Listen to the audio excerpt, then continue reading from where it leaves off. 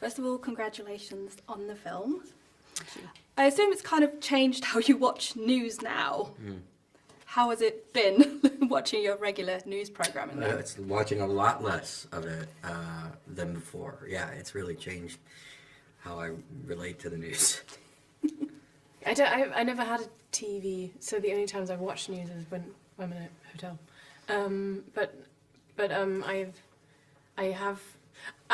I've been trying to read less news, but it is still the first thing I do in the morning, and it's not good. It's not good, but you know, it hasn't changed much for me yet. Yeah, it's not a joyful experience, is it?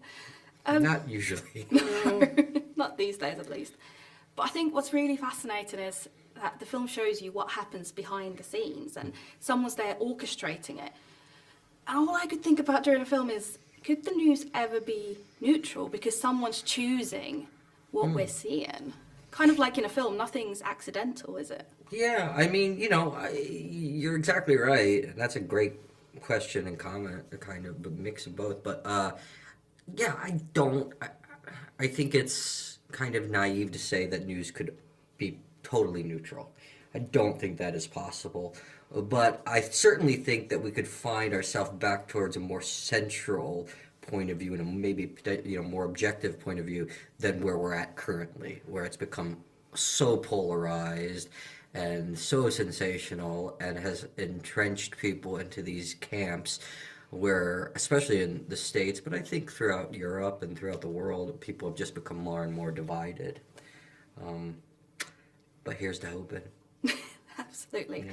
And what's quite fascinating as well is both your characters, not newcomers in the newsroom, but still kind of green and forced into this position of having to take control.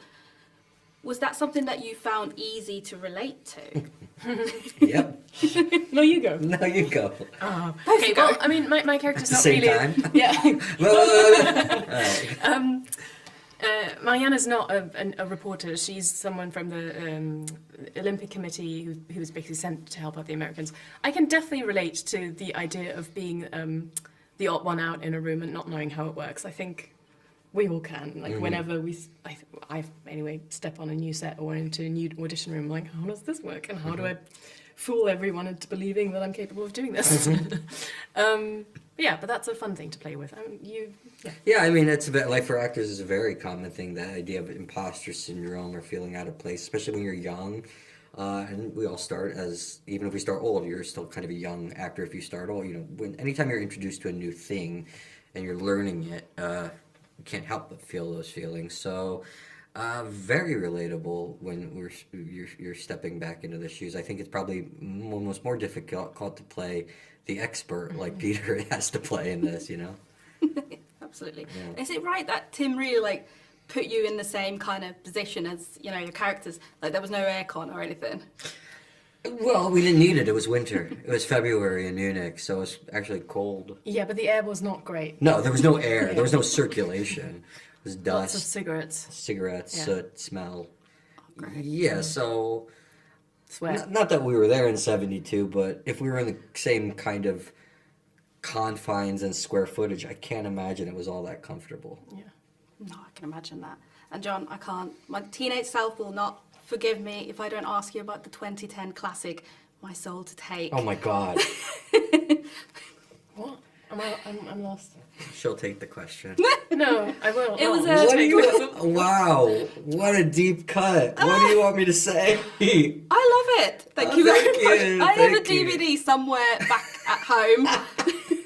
But it was a slasher film from 2010. It's Wes Craven's last movie he wrote and directed. You know who Wes Craven was? Okay. Nightmare on Elm Street. Don't Scream. I grew up without a TV, if that helps. Well, this is a movie. These were movies, I mean.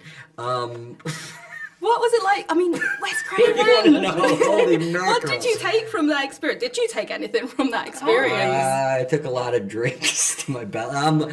How old was I when I made that movie? I don't know. Someone has to go back and do the math. Early mid-20s, 26, 25, 26? I don't know. Something like that. Playing a 16-year-old, by the way. Very well, I'd say. And it was it was my first lead in a studio film, so that was cool. I didn't know what the fuck I was doing, and still kind of don't, but it was just a lot of fun. It was a great group of young people up in Connecticut for like all summer. We reshot the ending about 6 times, and maybe still didn't get it right, but What's it wow. called? Oh man, it's called My Soul to Take, but it was called 25/8 to begin with. It's a wow. That's when I was young and full of life and hope. And look at you now. And now look at me. Here I am. Wow, thanks for reminding me. No, it was cool. It was cool. I mean, I feel very grateful for it. And Wes, God rest, he's passed, was such a lovely, nice man, and obviously a game changer in that genre. Exactly. Yeah. Well, thank you very much for your time today, and again, congratulations on the film. Thank you. Thank you. Thank you. Good stuff.